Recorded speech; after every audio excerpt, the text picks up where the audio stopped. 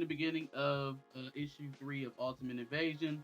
We're starting out with the very tragic funeral of Obadiah Stane, who died in issue 2 in that incursion by all of the Avenger clones, right? That the Maker is fighting eternally. Howard Stark is Iron Man in this universe. He's kind of stewing over, Obadiah and what just happened. And Tony Stark's a young man in this universe. He's not Iron Man yet. Kind of just flanking his dad, going through their options, seeing what's going to happen next. Um, he wants to know what happened in Latveria, like what caused all of this. And so I believe what we're doing now is we're kind of having that basically what's been going on the whole time, that dual storytelling style. And so Right, now we're right. going back 2 days ago, right after the aftermath of Obadiah dying, and we're in this kind of Illuminati or secret society type of room where all the who's are there, right? And the only one that doesn't seem clued in onto what the whole deal is one Howard Stark. Now, I guess again this is Ultimate Universe, so maybe it reads that Obadiah Stane here in this version of the Ultimate Universe is the U.S. representative, the de facto U.S. representative over. But then again, we gotta take because I found that odd. But then again, we got to take into account that the maker specifically crafted all of these people to play the roles that they're playing right now, and anybody else who probably would have superseded that person probably isn't in position to do so or doesn't even exist, right? For a good reason. So ain't no Captain America. Tony Stark is just a kid working under his dad. Howard Stark is just a vigilante in America. He doesn't play a role with these guys, with the Rasputins, with Sunspot, with the Hulk and his little acolytes that he got going on over here. So basically, what the deal is that all of these folks represent different regions around the world, and they kind of keep the actual focus of the people, the public in general, on smaller skirmishes that they come in and clean up very quickly to give them a false sense of security while they take care of the bigger stuff, right? As a kind of like Watch. a quiet council. Some people What you talk gonna about say? that being a thing. I'm just gonna say that some people actually talk about that being a real thing. What we're seeing here in this Jonathan Hickman story, where you only have like maybe 5 or 6 people that actually rule the world. Some people talk about that, Oh, I mean, conspiracy. So it's only like 300 or 400 people that control 90% of the wealth in this country alone. So I mean that's not too far fetched from what we actually live in, to be honest with you. But that's enough politics for today. We were talking about where T'Challa might pull up in this Ultimate Universe setup, right? So mm-hmm. we're kind of going down the line. We talked about Hiroshi and his crew. Silver Samurai is basically his guardian or his bodyguard in this universe.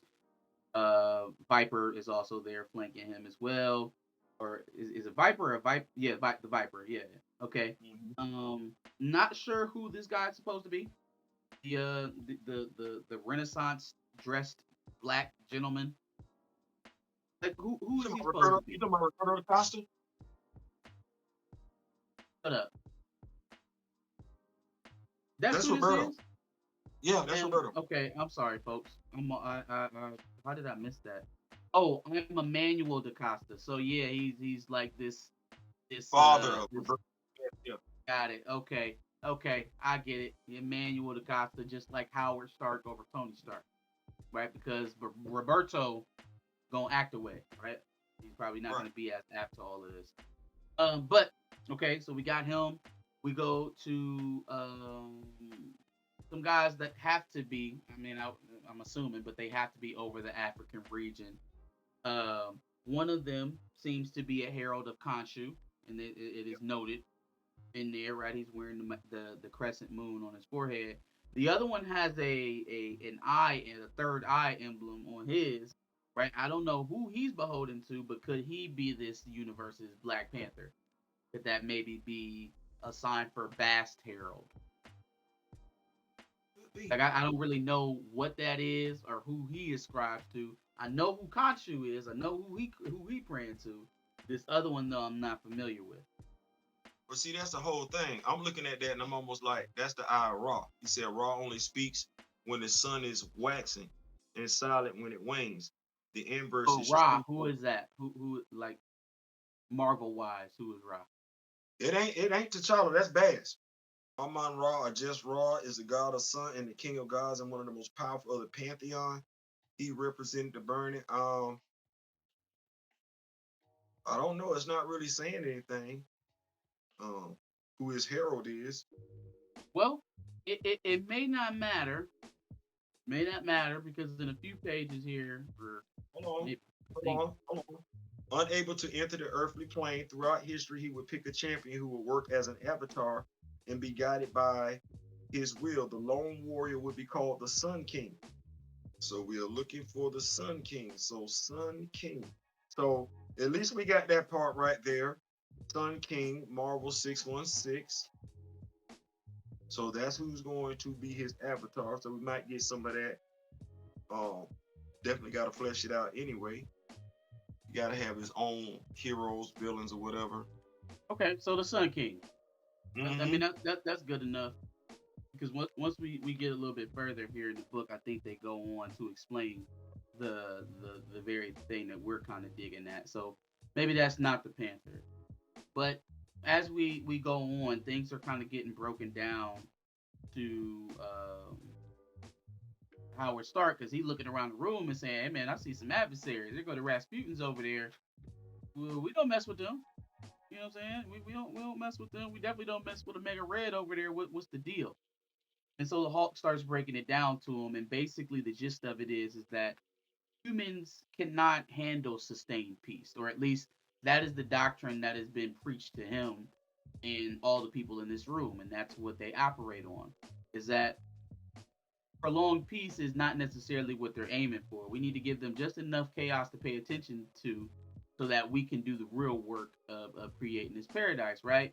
And so even though he that's how he's going about it, the Hulk is probably the only one that doesn't believe that wholeheartedly, right? And I think that is something that'll play a role in that in this the ultimate ongoing that'll be coming up here in November. But that is something that was very that stood out to me that was noted. It was like, all right, I mean, I don't necessarily ascribe to that, but that's how we work, and that's what's going on.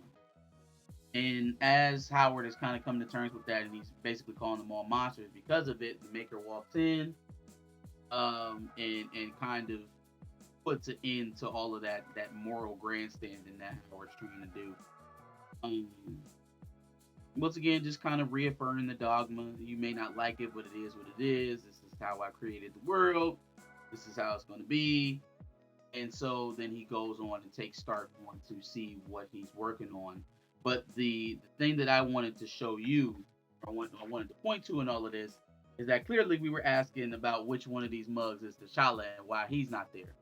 If you can Mm-hmm. see how the world is populated, they got a key on both pages to kind of show you who's manning what. If you come all the way down to the key, the very last dot on here, the black one, what does that say? Undiscovered territory. Undiscovered territory. So if we go And back to the map here, that is about where Wakanda will be sitting at. you feel me? You feel me? So it seems like the maker just went on ahead and left Wakanda the hell alone. He said, Which "Yeah, I'll make my paradise around Wakanda. We'll mess with everything except for that." which if we think about it, and I love the lore that they're telling. I just don't think they do enough to expound upon it because of the, and I don't like doing it. I think there is something very, very real, very, very telling. People don't want to deal with it and everything like that. T'Challa is damn near OP. You don't want to write him like that because you just don't want that to be. But you gave him those abilities, and so what I mean when I say that, no different.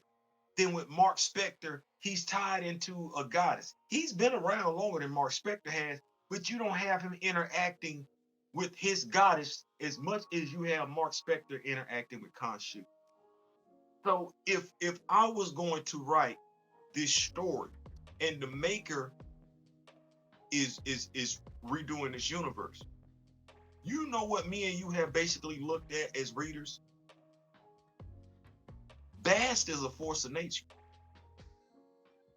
If you going all the way back and she's been around since 1 million BC, she's been around as long as the Phoenix Force has in this plane of existence. So in essence, you're not creating a Earth, a universe, a galaxy where Bast don't exist. Am I making sense to you? Yeah, no, true. Now, not only was she around for her first avatar, that dude, Mosi, was worthy enough. So even with you, and this goes to if you're not worthy, Bass devours you right there. All of her heralds are honorable enough to wield Mjolnir. Just think about that for a second. And that's going all the way back to creation. Because she had somebody back there with Avengers BC. So if and I think Brian Hill, Brian Smith is the one that's Brian Hill. Brian Hill. Brian Hill is writing. So if it's just a lot of meat on the bone, there's a lot of ways we could go there. It's some great storytelling there to be done. I ain't saying, I'm just saying some great It storytelling. certainly explains as to why he hasn't popped up in the ultimate part of the universe, right? Because if they're still undiscovered at this point, we're probably looking at a more isolationist Wakanda than what is currently being represented in the MCU. Watch this. He couldn't Um, even like the maker. Just think about this. He's been able to affect everybody in this universe except for that except, one except. black. So from that standpoint, if that's where we starting off from in that book, I'm excited. I'm excited Yeah, because that means that that's been the only part of the Earth that he couldn't touch. So yeah, that's cool. That's cool. Obviously, Tony Stark and Howard had a little conversation as they were leaving Obadiah's funeral. Tony wants him to fight. Um, kind of triggering some of that old rebellious spirit, probably from his 616 self. Um, right. Howard doesn't really know how to do that or if he should even do that in general. But he is going to go back and meet the Maker, right? And he wants his son to stay vigilant and just wait for him. Um, as the Maker is kind of bringing him into this that city that he has, that dome where he does all his work and his research, kind of explaining things to him, and lo and behold, his little busy bee worker is Reed Richards in a Doctor Doom mask, which is just all types of irony, all types of irony. Um, so we'll touch on Iron Face Reed there in a second, but we do get a picture of far in the future in the epilogue here, right at the end of the book, and it's kind of giving shades of what we. I don't know if you're watching Loki or not, but the where He Who Remains was at the end of time is kind of giving that off, kind of giving those effects off. But that's basically where they're at the end of all time, right? With the Avenger clones that we had seen in during the incursion events that happened in the earlier issues. And it seems like we are finally getting a peep at their leader, which is none other than the Conqueror himself, Kang. Hmm. Now, I guess at this point, right before we dig into the final issue of the series here, at this point I'm a little confused because I'm like, if they fight in Kang, why the hell do we why do we need to wait this long for us to see that they're fighting Kang? I was just kind of mystified by that, but some of that does get taken away once we continue to read here in issue 4. But I will Right. say that to end it that way in that book, it was just like if I had to wait, if I didn't have both of these books up front, and I had to wait to see how all of this tied in, I would have been a little bit confused. Would have been a little bit confused. I'm just gonna say I'm whelmed. I'm not gonna say I'm overwhelmed. I'm not gonna say I'm underwhelmed. I'm just whelmed. There's a lot. It feels like this feels like a lot of setup for a four-parter. You know, Yeah, it feels like a lot of plot threads that are just being opened up for a four-part series. It's a little short for all that, but in any case, right? We do open up issue 4 with Howard and Reed working very hard on the project that the maker has them, working on, which I believe is repairing his Immortus engine so that he can, go to and from through time and space on the timeline. Um, Unbeknownst to him, though, what they are actually doing is creating a second Immortus engine. Is what they're actually working on. Now, very early on in the process, it seems like Reed wants to tell Howard, secrets about how they came to be, what the maker is actually trying to do. Howard Stark wants to finish this engine first before you tell me any of that stuff. They do run into a problem pretty early on, though. He doesn't take into account, the overlap between when he's going to be going forward in time and when he's going to be coming back. I guess. Let me read this and make sure I'm saying this right. The coil structure is elegant and mimics blah blah blah blah blah. But you might want to consider some kind of feedback mechanism, especially if your Mortis engine is built to go both forward and backward through time.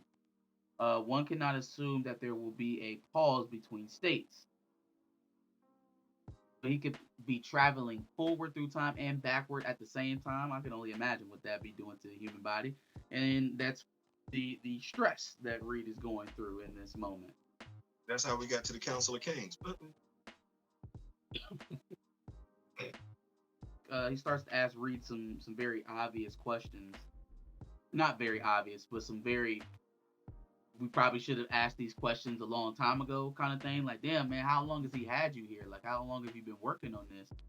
And it appears to be so long that the concept of time has become all but irrelevant to Reed. So much so that this man was clocking the measurements and the rotations of a strip of what he thought was sunlight on the wall, only to find out that the maker was able to control it the entire time and was watching him.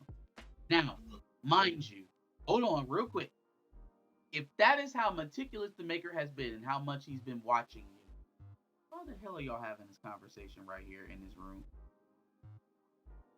Now, if I'm just go ahead and I'll just spoil it. That doesn't pay off. That point doesn't pay off. But it seems to be a bit of a thing. Like, he was paying so much attention that he saw me measuring this spot of light on the wall, but he doesn't hear this conversation happening. well, the thing is that the problem with the Maker and Reed is that while they are both smart, the Maker didn't realize he would eventually figure that out. Like you thought you were just that much smarter than him that at some point in time he wasn't going to figure out that that was artificial light. He figured it It's out. the mask thing too. The mask thing, Yeah. like he knows the mask means something. He doesn't know exactly why, but he knows there's a reason for him wearing that mask.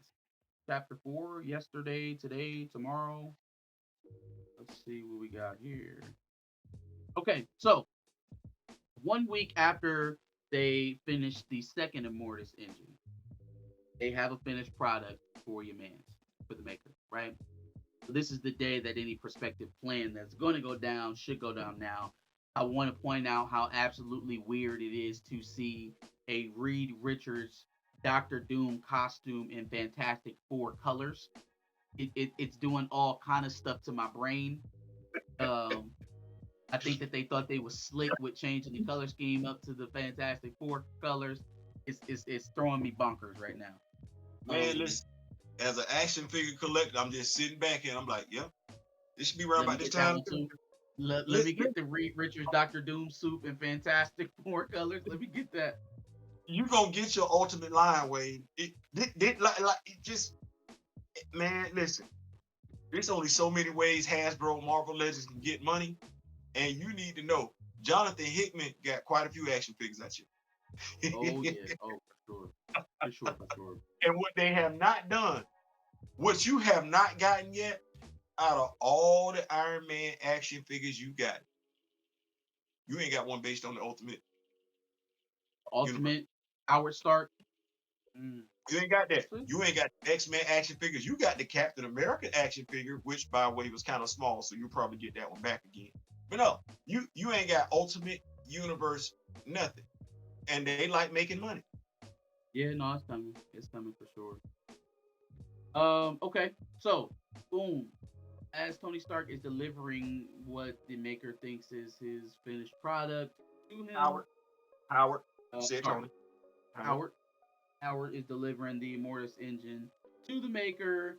Um, Homeboy Reed Richards is moving about, planting some devices on the temporal generator there, and getting into place, right? Because everything's about to go down now.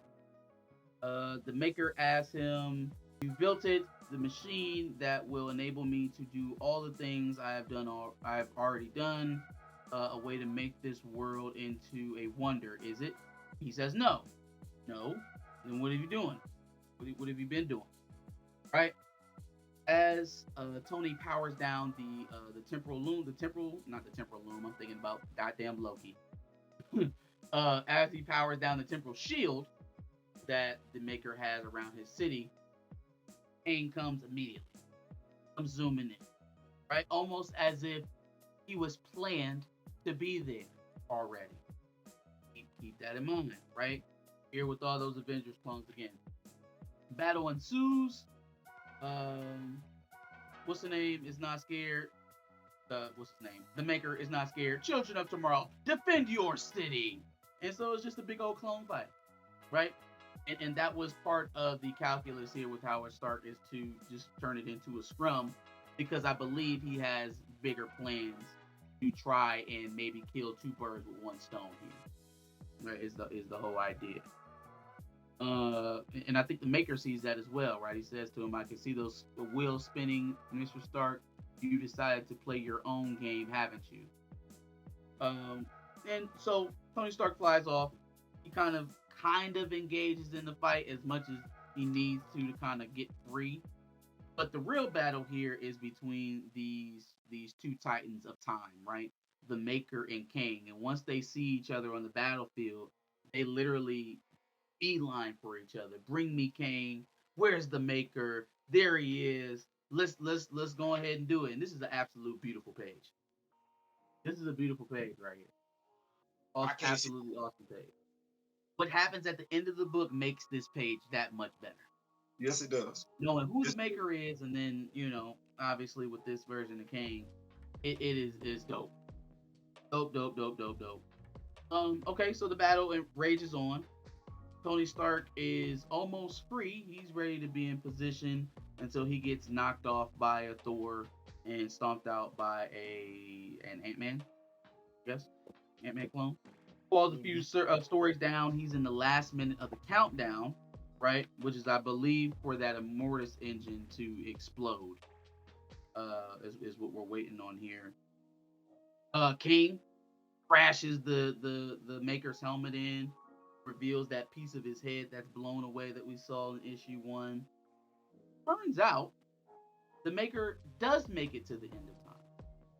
Now it's unclear on whether or not he had already taken this trip to the end of time and seen what he has seen, or if this happens at some point after this battle, right? But again, at some point he makes it to the end of time and meets Kang, right? What does he say? Kang meets him. He says, "You are here now, as you were always going to be. You are the Maker. I have been waiting for you." And he says, "What, for revenge, for reverence?" Kang responds back, "You are my Maker." Again, keep that there in your mind. You are my Maker. And I don't think he just means that in the general sense of his I name. don't even. And what you now witness is my origin, right? Blows off half his head. For some reason he just remembers that Kang does that to him right there on the battlefield. But he doesn't get along for a very long time to go down memory lane. because Howard is there with the Immortus engine right there in his chest where the arc reactor goes. He is going to blow everything in this dome sky high, sky high. The Maker, King, all of their machinations, all their creations, all their clones, boom, in an instant, wasteland, right? The Maker has a castle in Latveria that Doom Reed escapes to. He has that second Immortus engine there, hidden safely. He also has a letter from Howard to his son Tony Stark, which was the most important thing that Howard wanted to get back to his son. Absolutely. So after the explosion, Howard arises from his suit. It looks like the engine is still intact. I don't know if that's just me, but it definitely seems like that his Immortus engine is still there, still intact. But they're within that loom now that is locked. It is going to be locked for an indeterminate amount of time, or at least right now it's indeterminate. As it hits 1 second and it's going to be locked for that time, won't be able to be opened. He takes off the mask of the Kang that is there in front of the one he just took out with the Maker, and what he sees brings tears to his eyes. More context clues. This is some Hickman stuff here. A week later, everybody meets up. Obviously, they have to discuss the aftermath, what's going on, how long is it going to take us to get back in there, what do we do in the meantime? It seems like they are going to go about the business of operating the world without the Maker and his evil machinations, and that is the reason why I said that the Hawk stance and all of this, being that it seems like he's still a big voice in this room, is going to go a long way because again, now we are not married to the idea that prolonged peace cannot be sustained in this place because again that was a dogma that was read into every individual that still existed in this earth from the time that Right. he conceived this paradise that he was trying to put together in the first place. They debate about what to do with the American Union now that Obadiah is dead and now uh, Howard Stark is lost as well, and they talk about breaking it up. They said, okay, well, if we're gonna do that, we're gonna need some stern hands, and everybody just kind of starts looking around each other, not really stepping up to be, or at least thrusting themselves into that new position of leadership. And the Right. Hawks suggest that they take a vote. Over at Stark Tower, we see that Doom Reed is met up with Tony Stark. He's gotten the letter from his dad. Um, he's very distraught over it, but something feels like he kind of planned for this or expected it, maybe, what have you. They start building him a suit. Get him a suit together. Looks like they're going to use that. Okay, is this another arc reactor? Or are they putting a? Are they actually putting that temporal loom that he got from Latveria in this boy's chest? Is that what they're doing? Is that what it looks like they're I doing? mean, they ain't putting it in his chest. They are putting it in the suit of armor, though. Are they putting it in the suit? Okay, cool. So he's not Iron Man, and he said that's because that's his daddy, and he don't deserve that right now. So what is he going by, Theo? What's his name? I For mean, now, I'll just be Iron Lad. We all know what that is. Iron Lad. Iron Lad is who to Kang? That's Kang. It's Kang, right? Tony Stark is Kang in this universe? Holy shit. Howard Stark just murdered his son to get rid of the Maker?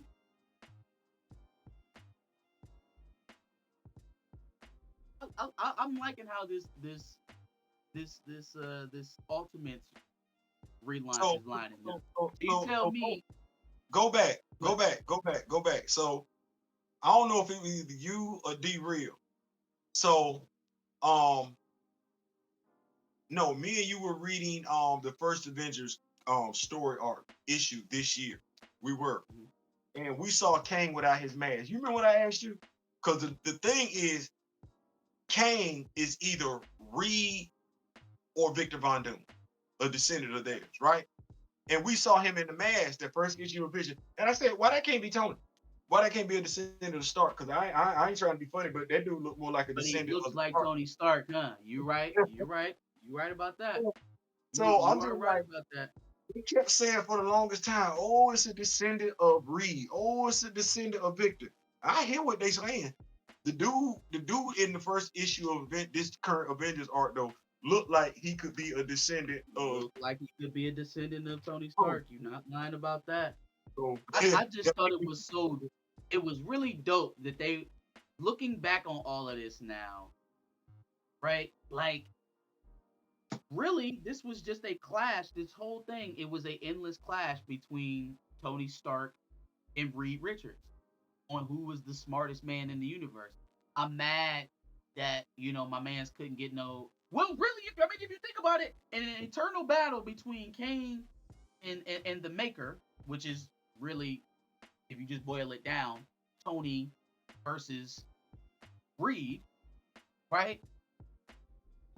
T'Challa could just sit back here and say, "I'm not going to entertain this nonsense, and I won't be overtaken while y'all fight it out." In any universe, in any universe, 616 Ultimate Universe, Wakanda is abstaining. imagine if you will, if when the universe was created, because I mean, let's talk about it's a universe, and so each universe comes with their own pantheon of gods, celestials, and everything like that. Let's not you understand what I'm saying? So Mhm. imagine from the very onset, after the Maker created this universe, he tried to run phase on every country, but could have not established like Wakanda was off limits to him.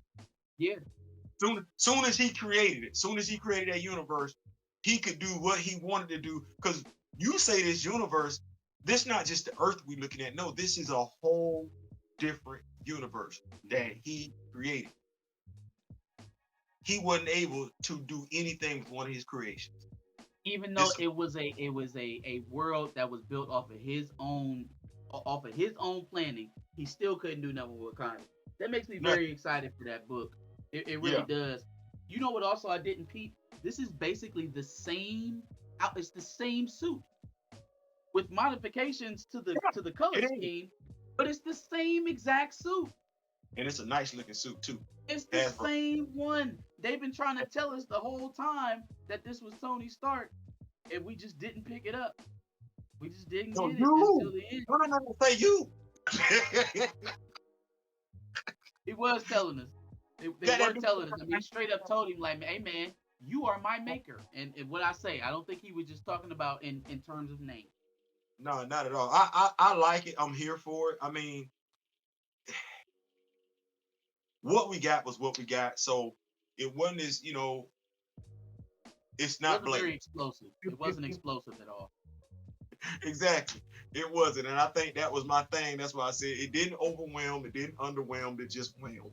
Like, I don't Now I entertained myself with what we did get right. Like I bought the book, so I'm gonna trying to find something positive about it.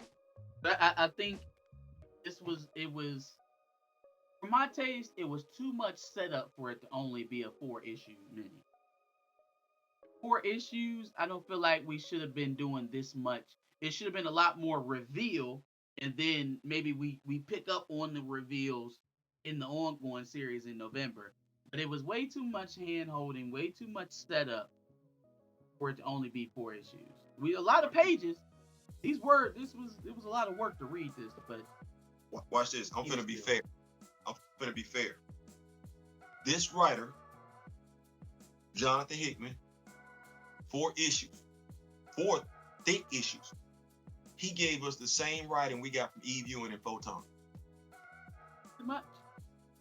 Too much. I mean, For these all you series kind of went the same way, but that's the problem with doing 4 issue minis. For all y'all that want to bash Eve Ewing for her 5 issues of Photon, you got the Mhm. same damn thing from Jonathan Hickman in Marvel Ultimate Invasion. But you're not gonna talk about him like that. No, no, they're not. Same damn right. I mean, effectively, yeah, they did the same thing. I feel like the only caveats may be the characters that they were able to play with, and so the lasting impacts of Iron Lad being Kang in this universe is going to have a little bit more of an impact on that run than anything that what just happened with Monica Rambeau is going to play with her character in the next one. You know what I mean? Be fair though. That's because we have and when I say be fair, just what we're looking at, Chillmarker talks about it. We know there's something coming out off of this. Like they're Yeah. advertising Right. already. So they built up the anticipation. So you'll find yourself, these books now mean something. They're not one and done. They mean something because they're gonna play into the other books. That Photon series ain't doing a damn thing. Yeah. No, you're right. You're right You about that. honestly get more of a tie-in from Amazing Spider-Man when Kamala passed away, now becoming an X-Man. You got more of a tie-in with those books, and they not the same. They not the. She ain't even the same damn character. She done went from being a human to a mutant. Yeah, mutant now. So, She a mutant. Right. Right. so, Right. Right. you know, it's just one. It's one to grow on and everything like that. If you account, which is why we read and everything like that, you'll find those similarities and those dissimilarities in how they treat characters and everything like that. But Yeah, I I, think if I we, just think that's the problem with trying to squeeze a decent arc in with only 4 or 5 issues. Like, first of all, a lot of these writers that are out there today can't do it in 6. So then to ask experienced writers to try and do it in 4 or 5 issues, it doesn't seem fair to me. But I mean, maybe, for all I know, Hickman asked for 4 issues. So I don't know. Maybe in this my is head, the style that he preferred. But and to his point, if me and you are being fair, he got a better cover, he got a better artist, and he got twice as many pages. So you and I looking at this as a 4 issue series. No, this was really kind of like no, eight. no, no, no. Yeah, no. This is a lot of page. But Yeah, then now it becomes a chore for me as the reader.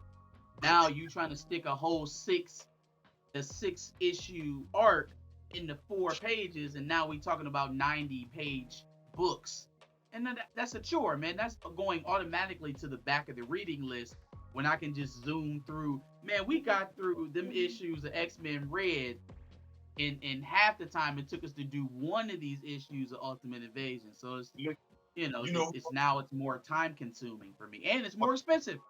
watch this, Brian. Bro, if you ain't handling your business on that Blade comic book, I don't know that pacing, I ain't doing this thing. the perfect of the right amount of action, the right amount of words and everything like that. Man, hey, do your damn thing, bro. I'm looking forward to it. I and No, he doing I'm his looking thing. forward He doing his thing for sure. yeah.